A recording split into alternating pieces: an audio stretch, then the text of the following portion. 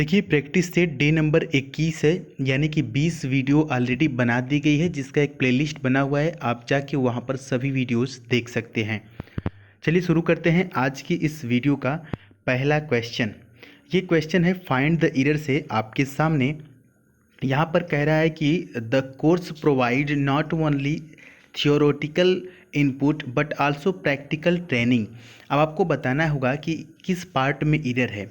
यहाँ पर आप देख सकते हैं कि अलग अलग पार्ट में किया गया है, ठीक है। तो यदि आपको लग रहा है कि ऑप्शन नंबर ए सही है तो बिल्कुल सही लग रहा है।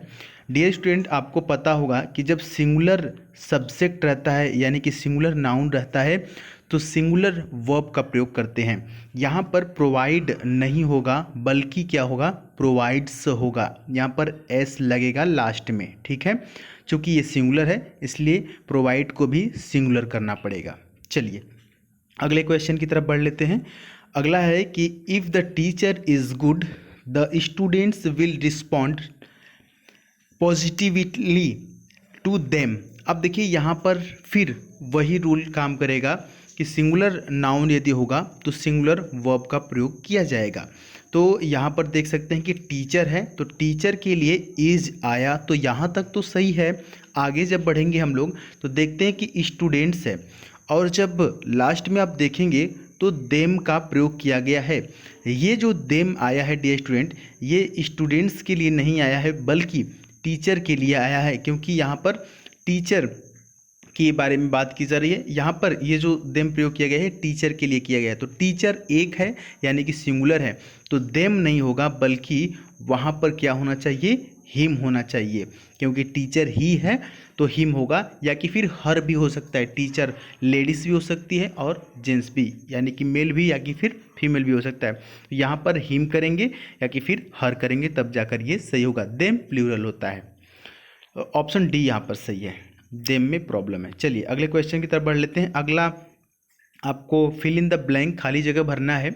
कह रहा है कि the peon respectfully asked if dash he there. अब यहाँ पर आपको ये सेंटेंस देखकर बहुत ही आसानी से लग रहा होगा कि सर ये जो सेंटेंस है ना ये इनडायरेक्ट में लिखा गया है, क्योंकि आपने सुना होगा या पढ़ा होगा, जानते होंगे कि कामा इन्वर्टेड कामा की जगह आस्क्ड का प्रयोग, सॉरी यहाँ पर सेड टू की जगह आस्क्ड का और कामा इन्वर्टेड कामा की जगह इफ़ या वेदर का प्रयोग करते हैं। ये सब जो रूल होते हैं वो इनडायरेक्ट में होते हैं। तो इनडायरेक्ट में मे नहीं प्रयोग किया जाता है, कैन नहीं होता है, विल नहीं होता है, बल्कि क्या होता है, माइट। यहाँ पे ऑप्शन नंबर बी सही हो जाएगा, ये कॉमन सेंस है। मे का माइट होता है, कैन नहीं होता है इनडायरेक्ट में, कुड होता है, विल नहीं वुड होता है। यहाँ पर जो इनडायरेक्ट में दिया गया था वो ऑप्शन नंबर बी यानी कि माइट हो जाएगा। The peon respectfully asked if he might go there. उम्मीद है कि आपको ये समझ में आया होगा। तो अगले क्वेश्चन की तरफ बढ़ लेते हैं। अगला क्वेश्चन जो है वो ये है कि see dash him angrily because he made the floor dirty with his muddy shoes. अब यहाँ पर आपको फिर से बताना है कि क्या भरा जाएगा। देखिए स्कोल्ड नहीं होगा, स्कोल्ड्स भी नहीं होगा, स्कोल्डेड होगा। यहाँ पर ऑप्शन नंबर सी सही है और डी नहीं। डी नहीं होगा क्योंकि सब्जेक्ट के बाद सीधे आईएनजी नहीं आएगा, और ए इसलिए नहीं हुआ क्योंकि यहाँ पर जो ये सेंटेंस दिख रहा है उसमें ये बात पास्ट की जा रही है, इससे ये पूरा जो है कि आपको दिख रहा है कि नहीं ये बात जो है कि पास्ट के बारे में की जा रही है। चलिए अगले क्वेश्चन की तरफ बढ़ लेते हैं। अगला जो क्वेश्चन है वो कह रहा है कि नेवर गिव योर फ्रेंड्स, बहुत ही इंपॉर्टेंट है। नेवर गिव योर फ्रेंड्स क्या क्या होना चाहिए आगे, जी हाँ, सी द कोल्ड शोल्डर। ठीक है, ये एक इडियम है, to give the cold shoulder someone. इसको हम एक नहीं कई बार बता चुके हैं, तो जिन कैंडिडेट्स को पता होगा वो ज़रूर कमेंट बॉक्स में बताएंगे कि to give someone cold shoulder का मतलब क्या होता है। ठीक है, इसलिए यहाँ पर हम नहीं बता रहे हैं, कई बार बता चुके हैं। यहाँ पर आपका टेस्ट भी हो जाएगा कि नहीं आपके माइंड में वो चीज़ें हैं कि नहीं। अब आगे जो क्वेश्चन है वो है वन वर्ड सब्स्टिट्यूशन से, और देखने में तो बहुत ही बड़ा लग रहा है लेकिन जब इसको एक बार समझ लेंगे आप तो ये कभी नहीं भूलेगा। चलिए, कह रहा है कि a period of time during which a person that might have a disease is kept away from other people so that the disease can not spread. आपको कुछ अर्थ इसका समझ में आया होगा।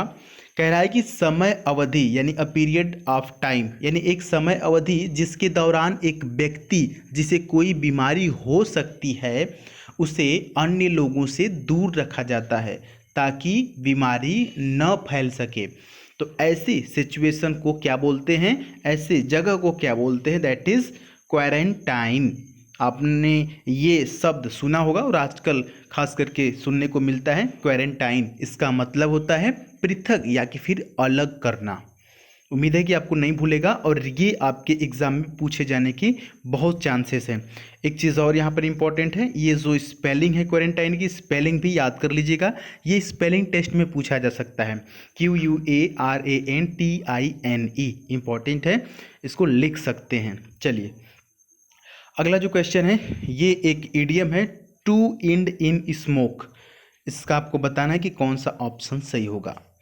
चलिए बताते हैं कि टू इंड इन स्मोक का मतलब होता है कोई परिणाम न निकलना, यानी कि टू फेल हो जाना, कोई भी परिणाम न निकलना।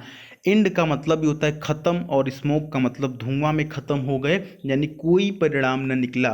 देखिए ऑप्शन में कभी कभी ऐसे लिख के देता है कि end without any practical results, तो कंफ्यूज नहीं होंगे, हिंदी समझते रहेंगे तो ऑप्शन में कुछ चेंजेस भी आएंगे तो आप सिंपली वो देख करके पढ़ करके समझ जाएंगे। सीधा सीधा अर्थ होगा कोई परिणाम न निकलना।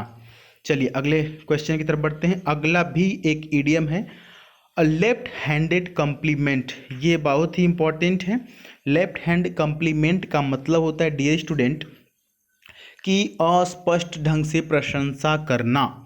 यहाँ पर ऑप्शन नंबर सी सही हो जाएगा, एन एम्बिगुअस कम्प्लीमेंट। एम्बिगुअस का मतलब होता है अस्पष्ट और कम्प्लीमेंट का मतलब प्रशंसा। तो जो है कि अस्पष्ट तरीके से प्रशंसा करना, that is the left handed complement. आपको ये देख के ही लग रहा होगा कि बाएं हाथ की बात करें, बाएं हाथ से कम्प्लीमेंट दे रहा है यानी प्रशंसा कर रहा है, दैट इज अस्पष्ट। चलिए अगले क्वेश्चन की तरफ बढ़ लेते हैं। अगला जो क्वेश्चन है इसमें आपको साइनोनिम बताना है इस वर्ड का।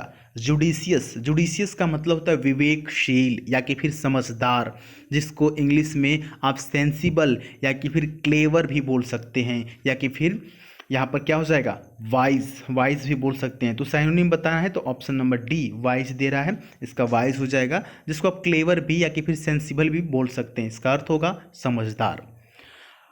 अगला जो 10वां क्वेश्चन है वो ये है, इसका एंटोनिम आपको बताना है इस वर्ड का। ये वर्ड लिखा हुआ है हीड। हीड का मतलब होता है ध्यान देना, जिसे आप अटेंशन कह सकते हैं या मेडिटेशन कह सकते हैं या नोटिस कह सकते हैं या कि फिर केयर कह सकते हैं। इसका उल्टा बताना है तो इसका उल्टा जो है वो हो जाएगा नेग्लेक्ट। नेग्लेक्ट का मतलब होता है ध्यान न देना।